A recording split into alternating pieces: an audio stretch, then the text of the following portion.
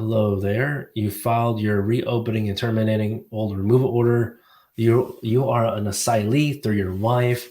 Can you file for green card while BIA is pending? Yes, you can file 45. So it sounds like you're saying your wife was approved for asylum and you're part of her case as a spouse derivative. So you might need to file the I-730.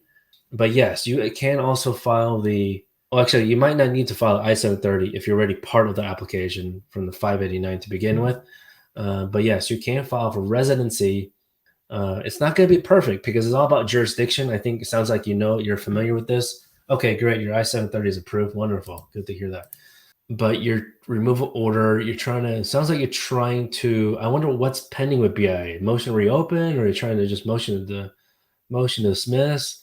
So what makes the motion to, I'm guessing, terminate for you stronger is if you have the receipt notice for your 485. So I know it's going to be strange. If you file that, don't complain at me, but USCIS might administratively close your case, okay, with USCIS.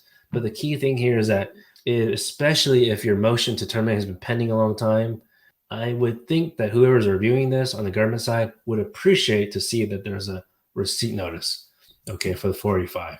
Motion reopen, vacate order, and terminate or dismiss. It's basically doing three things at minimum at once. Vacate the order if it's closed or, order removed. So it's, yeah, I know it's weird. Yeah, I got to do one step at a time there. Looks like you know that already. Okay, you sent those. Okay, wonderful. Well, and people normally ask like, okay, well, how soon will they get back to me? They're slow. Okay, if you have a removal order, they're very slow.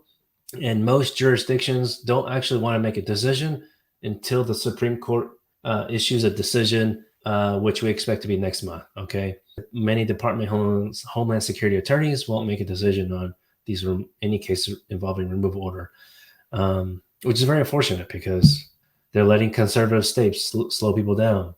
I really don't think they need to be waiting on this.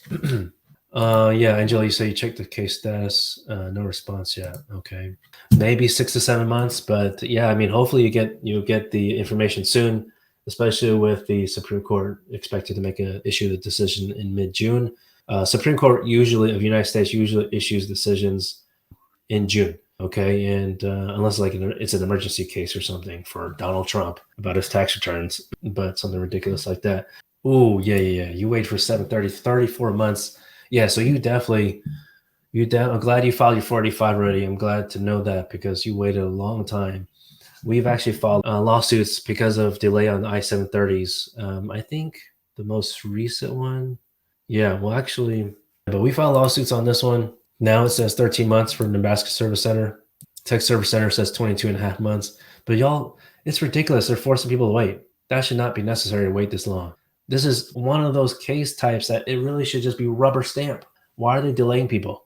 It shouldn't take more than a month, in my opinion. It really shouldn't, because it's not like it's going to a work permit or something necessarily.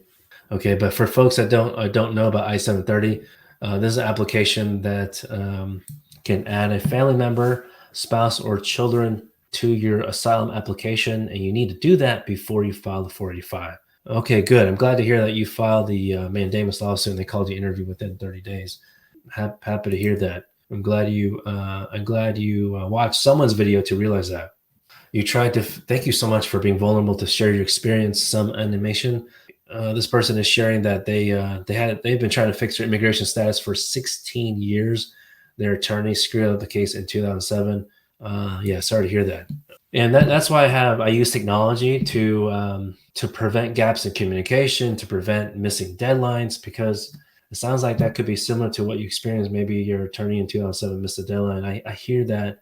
That's one of the most common complaints I receive about other attorneys. Anyway, that kind of gives you an idea how we work in our law firm.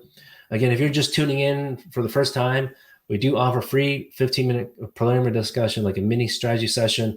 Give us a call right up there on YouTube and Facebook, or you can fill out that, go to that website, freevisaquiz.com, to answer for some questions. We do have a website called greencardguys.com, where you can find out more about the services we offer and how to get in contact with us, okay?